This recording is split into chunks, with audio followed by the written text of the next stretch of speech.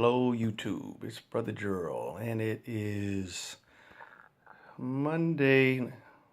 Tuesday, October 18th, 2016, and this video is in regards to the seriousness of my previous video. I made a video, and I guess the tone of my voice was very serious, so everybody's thinking I'm kind of in this bitter funk.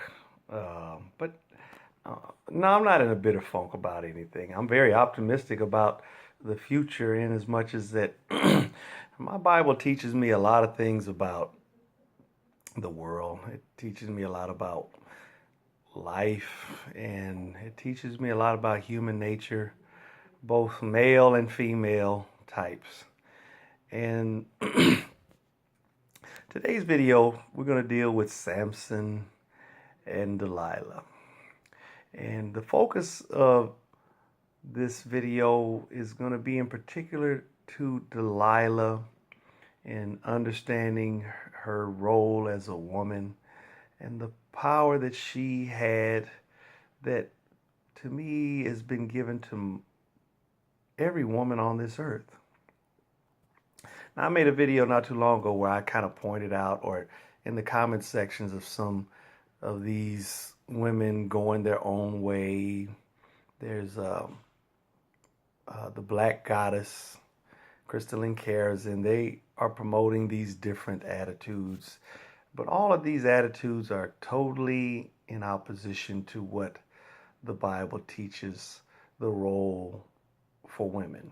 And everybody seems to get the misunderstanding that the role that a woman plays in the Bible is a perverted role of bondage to the man and all of this. But you just have to really read the Bible carefully to see that all of humankind, both male and female, were created with the sole purpose of having a relationship with God. And in having this relationship with God, we would interact with Him in such a way that we would have an opportunity to reflect His good character. Because if you read the story of the Bible at the beginning of Genesis, you'll see that everything that God did prior to creating human beings, He declared as good. So He's basically telling and illustrating what good action is all about. So once He creates man and woman, He didn't call them good. He basically said that I'm going to do something a little different in creating these particular types of animal. So God poured into His spirit, or He poured into man His spirit, and that spirit was going to give man the power that God demonstrated that He had the power to decide and the power to think morally and to actually do things that had a moral implication and a moral consequence to it. So, getting back to our story, most people, including the heathen, and I would just say the heathen are the people that don't necessarily believe in the Bible, but I'm pretty sure even the heathen, the unlearned Christian knows of the story of Samson and Delilah. Every Christmas and Easter, somewhere along the line, we'll see the Cecil B. DeMille video of Samson and Delilah. So I want to kind of take a different tact at looking at this story. And I want to look at it in terms of what God had ordained for the woman to be. The woman was to be a helpmate, a help to the man in doing the things that God had commanded man to do. So the man was given charge over the earth. He said, I give you dominion.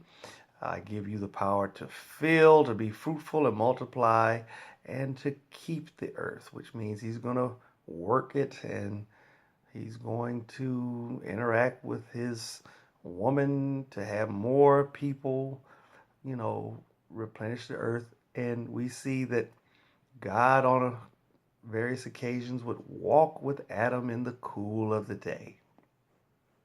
So we see that the sole purpose of man was to have this good interaction with God, enjoying all that God had created, and to dominate, to rule over. So we see on a scientific basis that we, even into the 21st century, we are dominating and ruling the world. The monkeys and baboons have been relegated to zoos in the jungles, but man, there's no domain that is forbidden to the penetration of humankind in investigating and occupying. We go into the harshest parts of the Arctic. We can go into the depths of the sea, and we can go into the outer reaches of outer space. So God has truly proven that in giving us this power, this brain power that's superior to any other brain in the known universe, second only to God's and maybe to the angels, we are dominating this physical earth realm. So here we have Eve coming in, and she's going to be a help to Adam.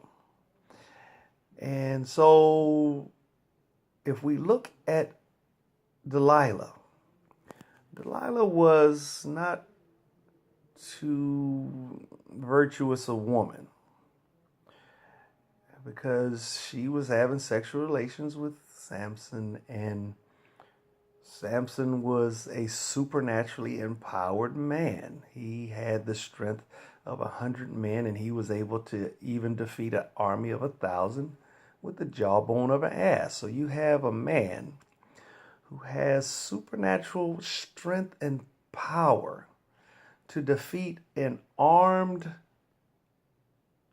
contingent of soldiers that have shields, that have bow and arrows, that have swords.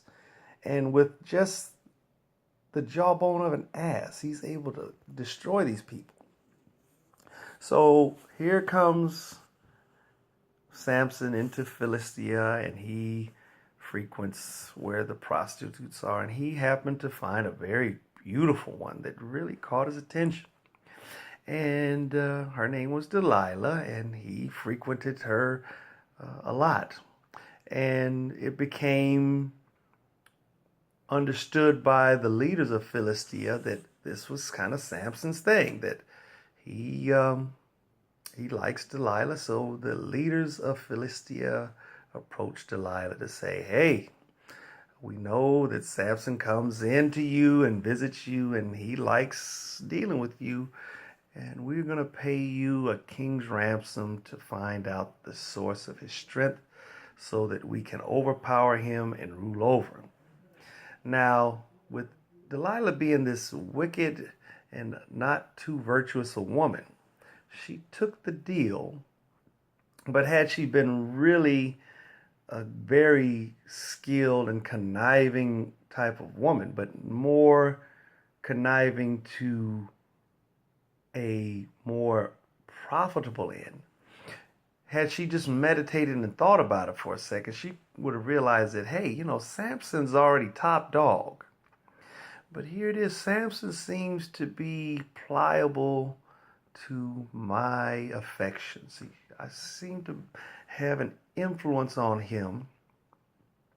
So what can I do to parlay this to where not only do I get Samson, not only do I get the money, but I can get it all. I can get Samson, I could get the Philistines, and I could become queen of both Israel and Philistia. Now, had she been a logical, clear-thinking woman, she would have easily have decided, I'm going to marry this man, or I'm going to trick him into marrying me, and then ultimately I'm going to motivate him to dominate the Philistines to the degree that they are going to surrender to him and declare him king, and he can not only rule over Israel, he could be a judge in Israel, he'll be a king of Philistia. But because she had a certain loyalty as well as a short-sighted vision for herself, she didn't see how she could have made an even greater profit and benefit had she managed to keep Samson under her control and influence. So this is the thing that I really want women to pay attention to. That in the story of Samson and Delilah, Samson had given his heart to a certain degree to this woman, Delilah.